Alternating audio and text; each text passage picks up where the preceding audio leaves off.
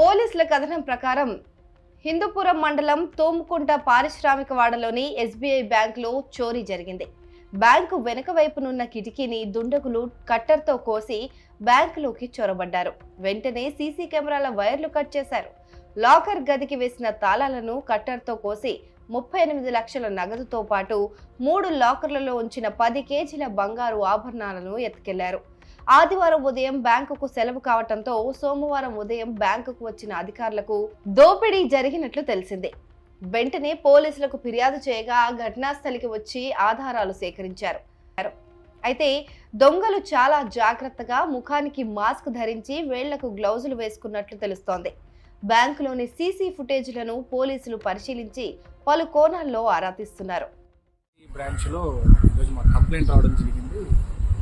Theft జరిగిందని నేను వచ్చి వెరిఫై చేయడం జరుగుతుందండి. సండే ఎర్లీ మార్నింగ్ 2 o'clock దొంగలు ప్రవేశించినట్టున్నారు. సో ప్రాపర్టీ లాస్ ఎంత అనేది మనకి ఇంకా క్లియర్గా తెలియదు, ఎస్టిమేషన్ జరుగుతుంది. సో వీళ్ళు 1 or 2 members వచ్చి కట్ చేసి లోపలికి వెళ్ళారు, మెండ్ చేసి లోపలికి వెళ్ళారు. ఇంకా వాళ్ళకి సపోర్ట్గా ఇంకెంతమంది ఉన్నారనేది కూడా మనం వెరిఫై చేయాల్సిందే. సో ప్రాపర్టీ లాస్ అనేది ఇంకా ఎస్టిమేషన్ వేస్తున్నారు. తర్వాత రిటర్న్ కంప్లైంట్ రిజిస్టర్ చేసి దాన్ని బట్టి మేము యాక్షన్ తీసుకోవడం.